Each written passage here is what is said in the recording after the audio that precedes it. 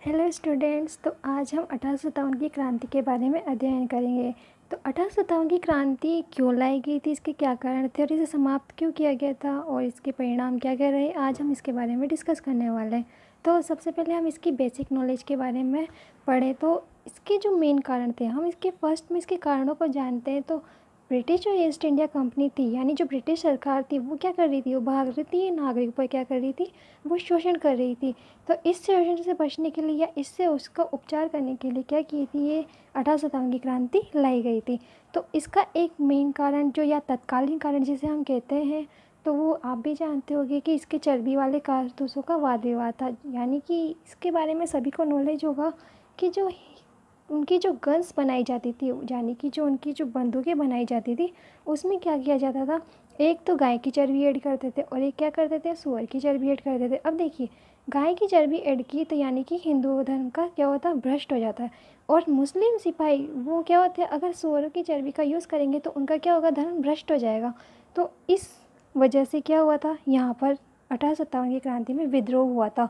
अब देखिएगा, हाँ, तो ये जो इंडिया का मैप था, तो इसमें क्या हुआ था कि पश्चिम बंगाल ये वाला जो पार्ट था ना, तो वहाँ पर वो कारतूस बनाए जा रहे थे, जहाँ पर क्या होता है, हिंदू और मुस्लिमों के जो भी धर्म के पशु थे उनकी क्या होती, चर्बी यूज़ की जा रही थी। तो इसको देख लिया एक बार किसने, मंगल पांडे ने देख लिया। तो मंगल पांडे ने उस अपने एक अंग्रेजी अधिकारी या सिपाही से बोला कि हमारे जो तुमने धर्म भ्रष्ट किया है, क्योंकि मंगल पांडे क्या होते, एक पंडित की तरफ से बिलोंग करते थे। तो 29 डेट को क्या हुआ था कि मंगल पांडे ने उस अंग्रेज अधिकारी को मार डाला था। तो ये जब बात अंग्रेज सरकार को पता चली, या ब्रिटिश सरकार को जब ये बात पता चली, तो मंगल पांडे को कब दे दी गई, उन्होंने फांसी की सज़ा दी थी, 8 मई को दे दी थी। तो जब इन्होंने मंगल पांडे को 8 मई को फांसी दी, तो ये वाली जो बात की सूचना है वो हमारे पूरे ऑल इंडिया में फैल गई। और सबसे पहले 10 मई को कहाँ स्टार्ट हुई थी, हमारी यूपी में स्टार्ट हुई थी। क्या हुई थी, 1857 की क्रांति स्टार्ट हो गई थी। तो अब हम बात करेंगे 1857 की क्रांति के बेसिक पॉइंट्स के बारे में। तो 1857 की क्रांति फर्स्ट में इंडिया में, हमने अभी इंडिया का मैप देखा था, तो हमने वहाँ पर मंगल पांडे की चर्चा की थी कि उन्हें फांसी कब दी गई और उन्होंने अंग्रेज को, एक अधिकारी को कब मारा था। तो अब हम इंडिया के बेसिक पॉइंट्स को और फिर उसके बाद में राजस्थान के बेसिक पॉइंट्स को पढ़ेंगे। तो देखिएगा कि क्रांति का जो नेतृत्व करता था वो हमारा किसने बनाया था, बहादुर शाह जफर को, यानी वो कौन सा था, सेकंड था। अब देखिएगा 1857 में जो बहादुर शाह जफर था वो कहाँ का राजा था, वो दिल्ली का अधिकारी कहलाएगा। यानी कि जितने भी क्रांतिकारी थे वो अगर डर के भी जाएंगे तो किसके पास जाएंगे, हमारे पास में दिल्ली के राजा के पास में जाएंगे। तो अब इसका जो प्रतीक चिन्ह था, प्रतीक चिन्ह के बारे में भी बहुत सारे आजकल क्वेश्चंस बनते हैं। तो प्रतीक चिन्ह क्या होते हैं, हमारे कमल और रोटी, यानी एक कमल और एक रोटी। अब क्रांति की शुरुआत कब हुई, जैसे कि मैंने पहले बता दिया था कि 10 मई 1857 को कहाँ हुई थी, मेरठ में हुई थी। तो यानी कि एक तो होती है इसकी स्टार्टिंग, यानी एक उसकी तारीख, यानी कि उसकी तारीख कब तय की, तारीख किसने बनाई थी, क्रांतिकारियों ने बनाई थी। क्यों, क्योंकि 1857 की क्रांति को अंजाम देने के लिए एक योजना बनाई गई, जिसकी क्या होती है, एक तारीख निश्चित की गई थी। तो तारीख निश्चित करी कब, 31 मई को।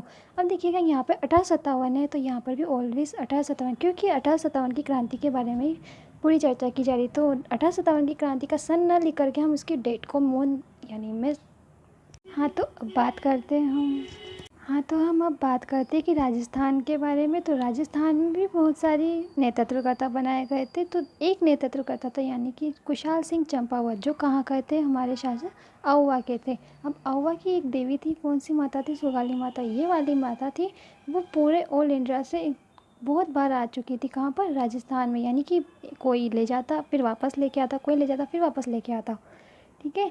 तो इसके राजस्थान में शुरुआत कब हुई थी, ये हुई थी हमारी 28 मई को। अब ये ध्यान रखना, इंडिया में कब हुई थी, इंडिया में हुई थी हमारी इसकी शुरुआत 10 मई को, और राजस्थान में हुई थी हमारी 28 मई को। अब 1857 की क्रांति की पूरी 6 छावनियाँ बनाई गई थी। क्या बनाई गई थी, 6 छावनियाँ बनाई गई थी। तो एक तो नसीराबाद, एक नीमच, देवली, हिरेनपुरा, ब्यावर और खेरवाड़ा। देखिए यहाँ पे ये जो दो मेन जो थी छावनियाँ, तो यहाँ पर इन्होंने क्या होता, किसी भी क्रांति में क्या होता, पार्टिसिपेट नहीं लिया था।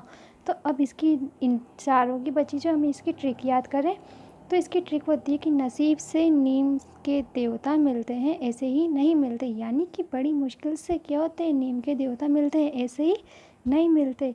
तो नसीब से यानी नसीराबाद, नीम के यानी नीमच, देवता यानी देवली, और ऐसे ही नहीं यानी कि एरिनपुरा। तो अब देखिएगा, जैसे इन प्रेजेंट टाइम पर हमारे पास में राष्ट्रपति, प्रधानमंत्री और क्या होते हैं, मुख्यमंत्री होते थे। तो ठीक इसी तरह से ब्रिटिश काल में भी क्या होते थे, उनके अलग अलग ऐसे ही अधिकार होते थे। यानी कि हम बात करें अगर राष्ट्रपति, प्रधानमंत्री और हमारे पास मुख्यमंत्री, तो हम इसे कहते थे इन ब्रिटिश काल के टाइम पर। तो राष्ट्रपति की जगह पर यहाँ होता था हमारे पास में गवर्नर जनरल। उसके बाद होता था हमारे पास में AGG यानी कि एजेंट टू गवर्नर जनरल। किसका एजेंट होता था वो, गवर्नर जनरल का। और उसके बाद में मुख्यमंत्री यानी कि जो हमारे पास में अभी है, तो वहाँ रियासतें होती थी। तो रियासतों में क्या होता था कि एक पॉलिटिकल एजेंट होता था। क्या होता था, पॉलिटिकल एजेंट होता था। तो उसी के अकॉर्डिंग जैसे कि इन प्रेजेंट टाइम है पर जो हमारे पास राष्ट्रपति, प्रधानमंत्री और मुख्यमंत्री होते हैं, ठीक इसी प्रकार की पावर है वहाँ गवर्नर जनरल, AGG और PA यानी कि पॉलिटिकल एजेंट के पास होती थी। तो अब हम बात करें तो यहाँ पर उन्होंने क्या होता, पूरे ऑल इंडिया का जो गवर्नर जनरल यानी कि हमारे पास में क्या, राष्ट्रपति कौन था, लॉर्ड कैनिंग था। कौन था, लॉर्ड कैनिंग था। और राज्य क्या होता था, ये हमारे पास में राज्य एजेंट टू गवर्नर जनरल, वो हमारे पास में लॉरेंस था, पैट्रिक लॉरेंस। हम बस इसे लॉरेंस के नाम से याद करते हैं। और ये लॉरेंस 1857 की क्रांति में बहुत महत्वपूर्ण मायने रखता है। उसके बाद में रियासत कोर पर यानी कि पूरे राज्य के बाद में जो हम जिले पढ़ते हैं उसके हिसाब से देखें तो हम उसमें क्या होता है, अलग अलग हर एक राज्य में अलग अलग, हर एक ज़िले में क्या होता था, अलग अलग पॉलिटिकल। यानी कि उस टाइम पे तो ज़िले नहीं बोलते थे, उस टाइम पे हम बोलते थे रियासतें। उसके बाद में अब देखिएगा हर एक की, जैसे कि रियासतों की, एक तो मारवाड़ रियासत थी, मेवाड़ थी, आमेर थी, कोटा थी, भरतपुर थी और एक सिरोही थी।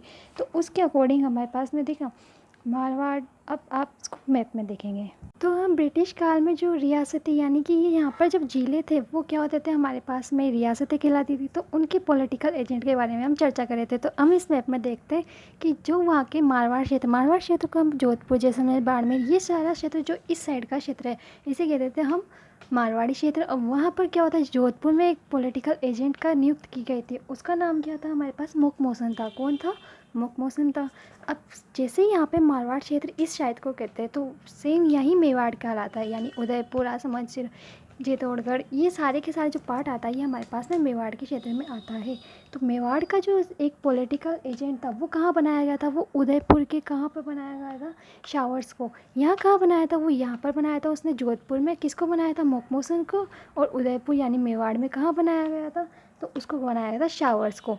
सेकंड पॉइंट आते हैं तो हमारे पास आता है कि आमेर। जो आमेर कहाँ पे रियासत थी, ये इस साइड की रियासत थी। यहाँ पर जो ये जयपुर, जोधपुर, तो यहाँ जयपुर में थी आमेर। तो आमेर जो रियासत थी यानी जहाँ जयपुर है, तो वहाँ पर बनाया गया था ईडन को। किसको बनाया गया था, ईडन को।